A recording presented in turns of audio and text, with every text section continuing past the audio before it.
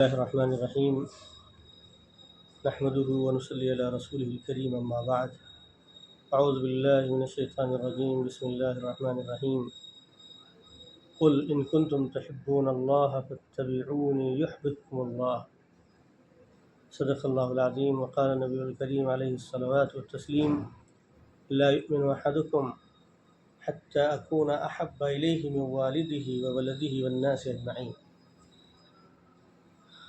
معزز سامعین، ربیع الاول کا مہینہ شروع ہو گیا ہے اور اس مہینے کو اللہ کے رسول صلی اللہ علیہ وسلم کی ولادت باسعادت کی وجہ سے خاص اہمیت حاصل ہے، اور اللہ کے رسول صلی اللہ علیہ وسلم کی ولادت باسعادت ظاہر سی بات ہے کہ اس دنیا کا سب سے اہم واقعہ ہے، جس کو جتنا زیادہ جس کا ذکر کیا جائے اس کی اہمیت کو واضح کیا جائے کم ہے۔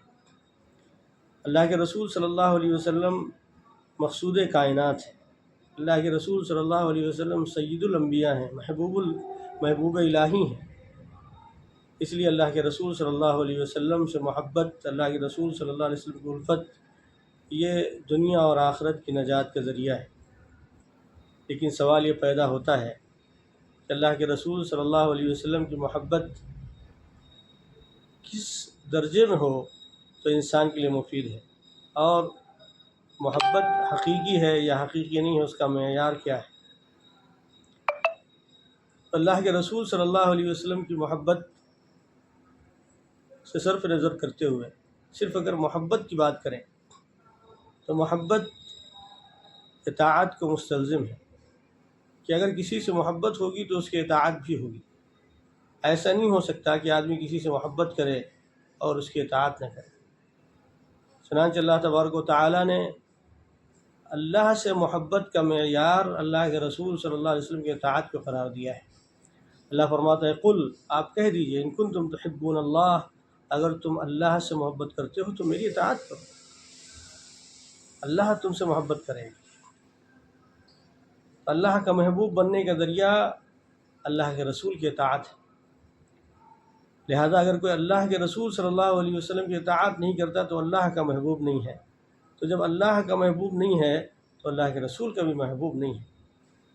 تو اللہ کے رسول کی اطاعت، اللہ کے رسول کو سب سے اوپر رکھنا، یہ اصل اللہ کے رسول صلی اللہ علیہ وسلم کی محبت کا معیار ہے۔ خود اللہ کے رسول فرماتے ہیں تم میں سے کوئی شخص ایمان والا نہیں ہو سکتا جب تک کہ میں اس کے نزدیک اس کے باپ سے، اس کے اولاد سے اور اس کے تمام اہل و عیال سے زیادہ محبوب نہ ہو جاؤں۔ تمام انسانوں سے زیادہ جب تک اس کے نزدیک میری محبت نہ ہو جائے تب تک وہ ایمان والا ہے، اس کا ایمان کامل نہیں ہو سکتا۔ لہذا اللہ کے رسول صلی اللہ علیہ وسلم کی محبت یہ ایمان کا گویا کہ لازمی حصہ ہے۔ اللہ کے رسول سے محبت نہیں تو ایمان کیسا؟ لیکن محبت وہ ہے جو اطاعت کے ساتھ ہو۔ صرف زبانی محبت نہیں ہے، صرف دکھاوا ہے، ایک ڈھونگ ہے جس کا کوئی فائدہ نہیں۔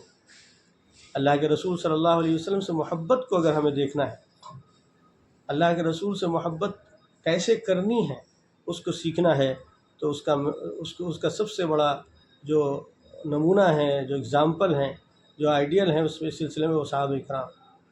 کہ صحابہ کرام اللہ کے رسول صلی اللہ علیہ وسلم سے کیسی محبت فرماتے تھے، اور آپ کی محبت میں انہوں نے کیا کیا قربانیاں دی ہیں، اس کو دیکھنے کی ضرورت ہے۔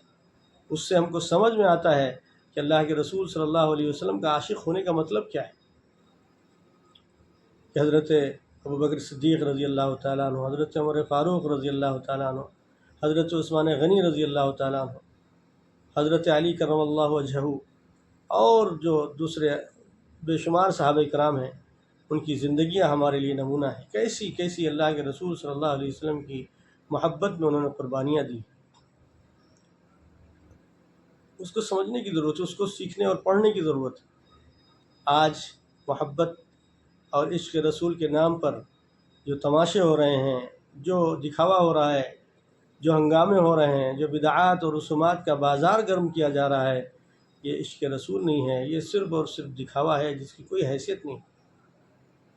لہذا اللہ کے رسول صلی اللہ علیہ وسلم کی سچی محبت کیا ہے، اللہ کے رسول صلی اللہ علیہ وسلم سے عشق کیا ہے، اللہ کے رسول صلی اللہ علیہ وسلم کا عاشق ہونے کا مطلب کیا ہے، اس کو سمجھنے کے لیے ہمیں صحابہ کرام کی زندگیوں کو دیکھنا ہو کہ اللہ کے رسول صلی اللہ علیہ وسلم سے ان کو کیسی محبت تھی۔ اس سلسلے میں حضرت زید بن دسنہ رضی اللہ تعالیٰ عنہ کا واقعہ بہت اہم ہے کہ جب ان کو کفار مکہ نے پھانسی دینے کے لیے میدان میں نکالا اور میدان میں لے گئے تو وہاں پر سفیان بن حرب نے ان سے سوال کیا تھا کہ یہ بتاؤ، اگر اس جگہ تمہارے بجائے اللہ کے رسول صلی اللہ علیہ وسلم ہوتے اور جو تکلیف تم کو پہنچ رہی ہے وہ ان کو پہنچتی تو کیسا ہوتا؟ تو انہوں نے جواب دیا تھا کہ میں تو اس بات کو بھی پسند نہیں کرتا کہ اللہ کے رسول صلی اللہ علیہ وسلم جہاں ہیں اپنے مقام میں ان کو کانٹا چبھ جائے اور میں اپنے گھر میں صحیح سلامت بیٹھا رہوں۔ میں اس بات کو کیسے پسند کروں گا کہ میں گھر میں بیٹھوں اور اللہ کے رسول صلی اللہ علیہ وسلم کو میری جگہ تکلیف پہنچائی جائے، زد و کوب کیا جائے، پھانسی دی جائے۔